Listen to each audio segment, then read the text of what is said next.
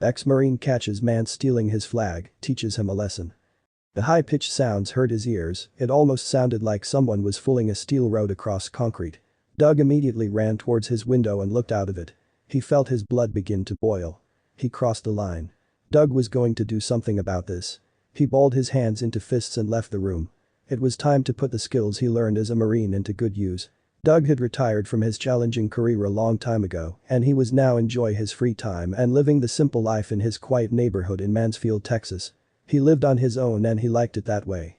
Doug was a bachelor and enjoyed organizing his days around his routine. Every morning, he would wake up at the crack of dawn, then he would exercise, and then he would move on to one very important task.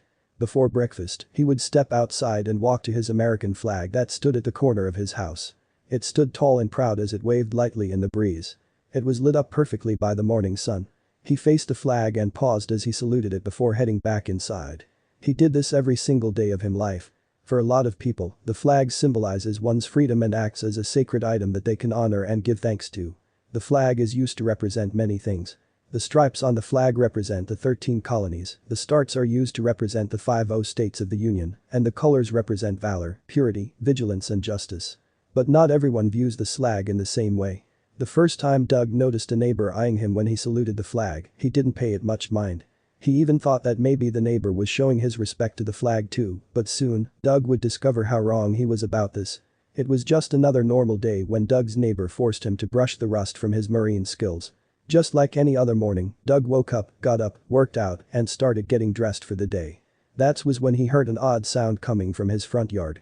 The high-pitched screeching made it feel like his eardrums could burst. It sounded like someone was pulling a steel rod across concrete. Doug watched from his window and saw that that was exactly what was happening. He watched with wide eyes and a clenched jaw as his neighbor pulled his flag upside down, causing it to scrape across the concrete floor. Doug ran to his front door and swung it open. He instantly started yelling at the disrespectful man. The neighbor simply scowled at Doug and continued what he was busy with. Doug had never seen anyone act this disrespectfully, he knew he had to step into action. Doug excelled in the Marine Corps martial arts program when he was still serving as a Marine. The McMap trained Marines in hand-to-hand and close-quarters combat techniques and skills. This meant that Doug was the last person you would want to mess with. His neighbor was about to discover this too. Doug stormed out of his house fuming as he approached the rude neighbor. "What the heck, man?" Doug confronted him. "What are you doing to my flag? Give that back." Doug demanded. "I'm putting this in the trash where it belongs," the man replied. Doug felt his face flush with anger as his hands balled into tight fists. How could his neighbor act this way? Doug didn't have a problem when people's views and opinions differed from his own. He knew his country hadn't been as great to others as it had been to him, and that others didn't love and respect it as much as he did, but there was a clear line to cross.